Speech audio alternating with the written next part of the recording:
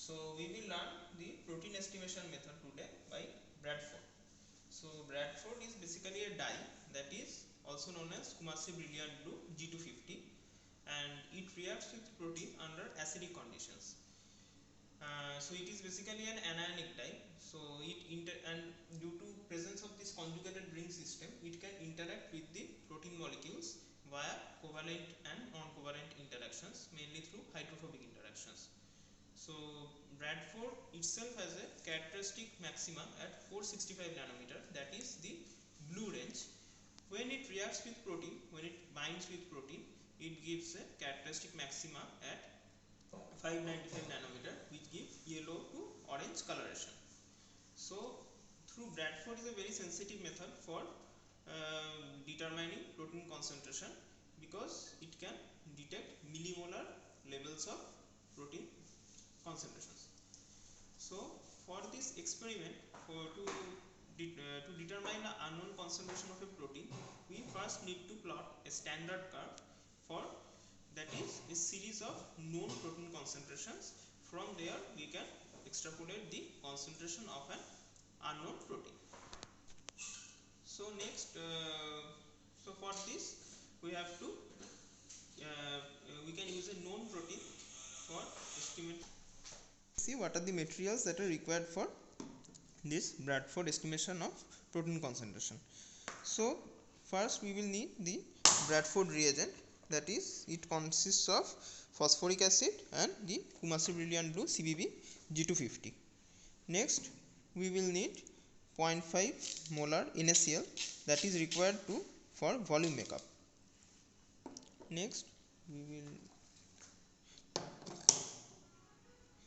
we need 0.5 microgram per ml BSA, that is the known concentration, and we will make serial dilutions of this BSA for plotting the standard curve.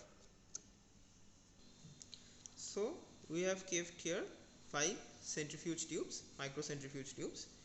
So for that we will add 5, 10, 15, 20 and 25 microliter of the known protein, that is 0.5 milligram per ml BSA. So first we are adding 5 microliter of 0.5 milligram per ml BSA.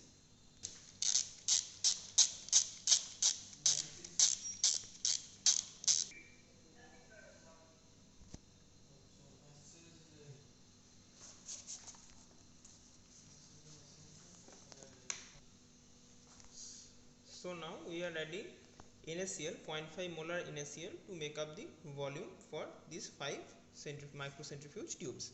So in the first tube we are adding 95 microliter of 0.5 molar NaCl to make the volume total to 100 microliter.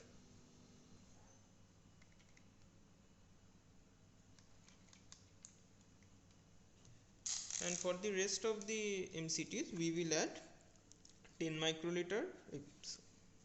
For the for rest of the MCTs we will add following: 90 microliter, 85 microliter, 80 microliter and 75 microliter of 0.5 molar NaCl to make up the volume to 100 microliter.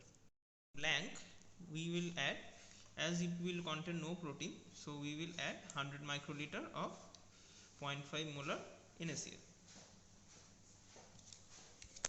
We have to add Bradford reagent.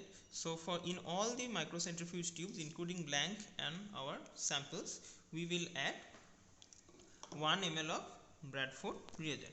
As we can see, the color is slightly bluish.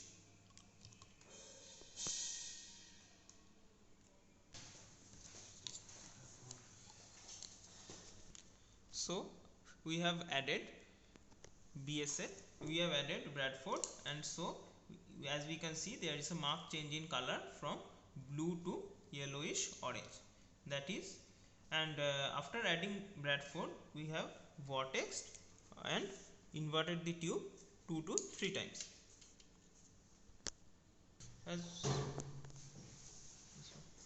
As we can see, in case of blank there is no change in color compared to the samples which have turned already orange. After vortexing and mixing, we will allow the reaction to stand at room temperature for 2 minutes.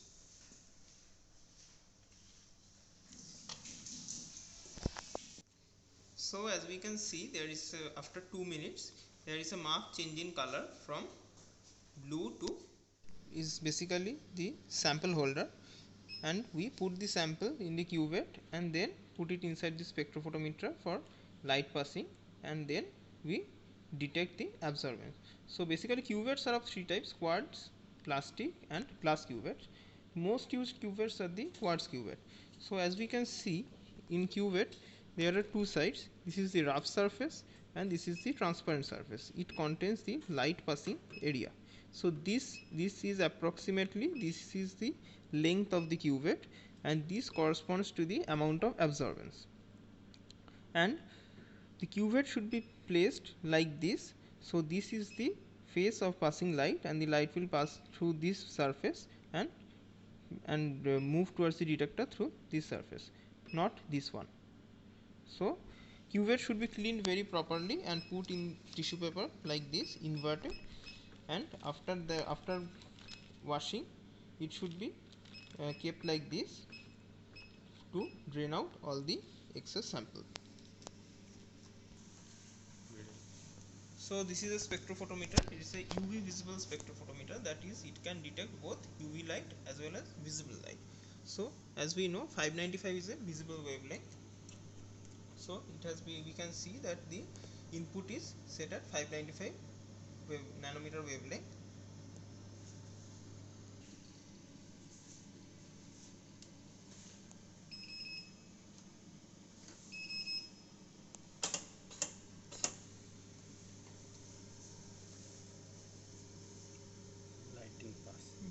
So this is the light pathway. Here, from here the light will be emitted and the detector is here. So we need to put the we should hold the cuvette like this and avoid putting any scratches and finger marks on this surface, light passing surface. This is the way through which the cuvette uh, is put inside the spectrophotometer. So first we will put the sample.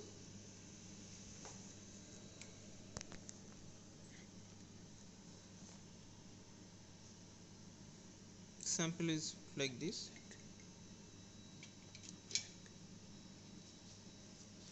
So first we have to blank the cuvette, that is we will put the blank inside the cuvette, put it inside the spectrophotometer, close the lid and then take the reading. Then we will set it to 0, that is it is considered as a blank, and we will take the reading with respect to this blank. So now we will change the sample, that is we will discard the blank and then put the sample inside the cuvette in the same way, and we will continue taking reading of all the 5 samples.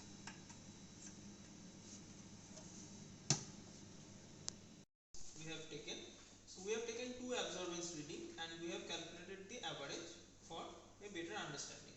So to minimize the errors, so as we can see, the absorbance has increased from 0.068 and approximately double to 0.360, and so from here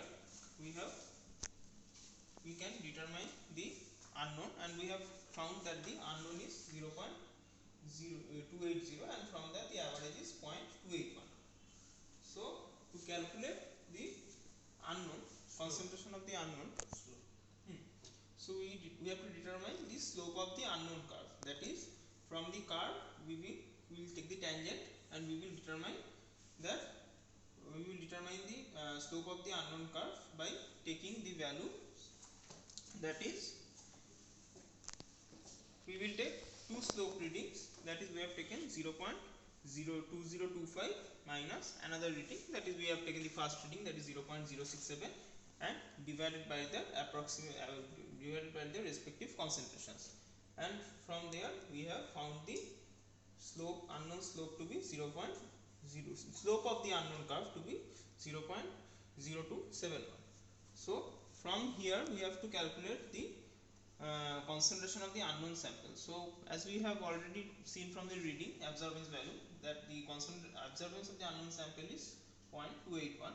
So the concentration can be calculated by dividing the absorbance of unknown sample divided by the slope of the unknown curve. So this value is microgram per 100 microliter, but we have to determine the concentration in microgram per ml.